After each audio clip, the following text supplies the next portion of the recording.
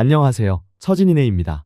최근 박서진 씨가 KBS 부르의 명곡 서른도 편에서 전무후무한 불복 퍼포먼스를 선보이며 최종 우승의 트로피를 거머쥐었습니다. 현역 가왕 시즌 2 우승 이후 박서진 씨의 무대 폼이 그야말로 하늘을 찌르고 있다는 팬들과 대중문화 전문가들의 평가가 연일 이어지고 있는데요.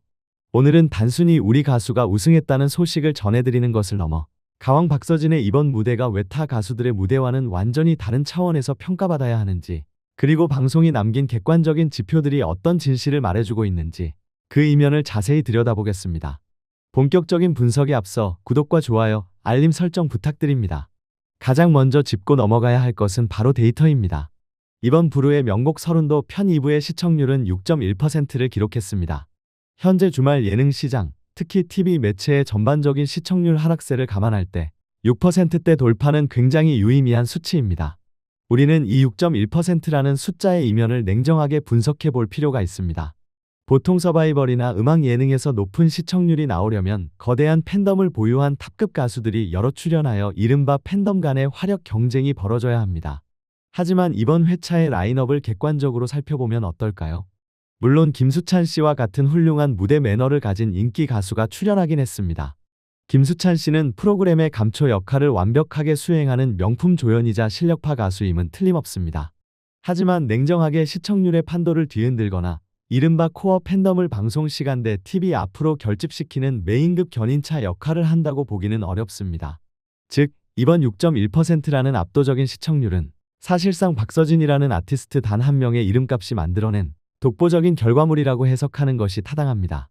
타 오디션 출신의 거대 팬덤과 경쟁하지 않고도 오롯이 본인의 무대를 보기 위해 대중과 팬덤을 리모컨 앞으로 끌어모으는 힘. 이것이 바로 2026년 현재 가왕 박서진이 가진 시장 가치이자 대중성의 현주소입니다. 다음으로 주목할 것은 선곡입니다. 박서진 씨가 선택한 곡은 서른도 선생님의 데뷔곡이자 대한민국 현대사의 커다란 아픔을 관통하는 명곡 잃어버린 30년이었습니다.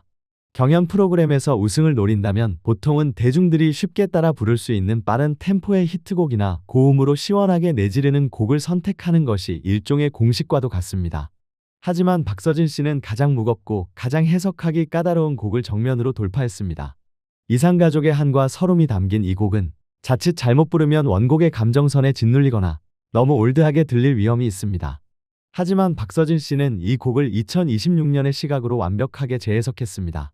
단순히 노래를 잘 부르는 가수를 넘어 곡이 가진 서사를 한 편의 다큐멘터리처럼 무대 위에 펼쳐내는 스토리텔러로서의 역량을 증명한 것입니다. 그리고 이번 무대의 백미, 바로 불복 퍼포먼스에 대해 이야기하지 않을 수 없습니다. 부르의 명곡 14년 역사상 최초로 등장한 이 퍼포먼스는 단순히 시각적인 자극을 위한 쇼가 아니었습니다. 전문가의 시선으로 볼 때 북체에 불을 붙이고 연주를 한다는 것은 엄청난 리스크를 동반합니다. 불꽃으로 인해 무게 중심이 변하는 북체를 통제해야 하고 화상의 위험을 감수하며 한치의 오차도 없는 리듬을 타야 합니다. 무엇보다 그 격렬한 퍼포먼스 속에서도 보컬의 호흡이 흔들리지 않아야 합니다. 박서진 씨는 왜 이런 위험을 감수했을까요? 바로 한이라는 추상적인 감정을 시각적으로 극대화하기 위해서입니다. 무대 배경으로 흐르는 이상가족 상봉의 흑백 영상 앞, 박서진 씨가 두드리는 불복은 마치 분단의 철조망을 끊어내려는 절규처럼 보였습니다. 타오르는 불꽃은 30년간 억눌렸던 그리움의 폭발을 의미했습니다. 한국 무용이 결합된 수려한 몸짓과 함께 불꽃이 튈 때마다 현장의 관객들은 단순한 환호가 아닌 묵직한 전율을 느꼈습니다. 이는 장구의 신이라는 타이틀을 넘어 무대 예술의 경지를 이해하고 기획하는 종합예술인 박서진의 진화된 폼을 보여주는 결정적 장면이었습니다. 최종 결과는 417표 대 409표. 단 8표 차이의 승리였습니다. 상대는 실력파 밴드 D80이었습니다. 음악 경연 프로그램, 특히 부르의 명곡 같은 대형 무대에서 밴드가 가지는 이점은 어마어마합니다. 현장을 꽉 채우는 밴드의 웅장한 라이브 사운드는 관객의 표심을 흔드는 가장 강력한 무기입니다. 그 밴드의 사운드 폭격을 상대로 박서진 씨는 전통 타악기와 본인의 목소리만으로 맞붙어 승리했습니다. 이것은 매우 중요한 시사점을 던집니다. 현역 가왕위를 거치며 박서진 씨의 보컬이 얼마나 단단해지고 깊어졌는지를 방증하는 결과이기 때문입니다. 퍼포먼스가 아무리 화려해도 보컬이 그 퍼포먼스를 이겨내지 못하면 무대는 주객이 전도됩니다.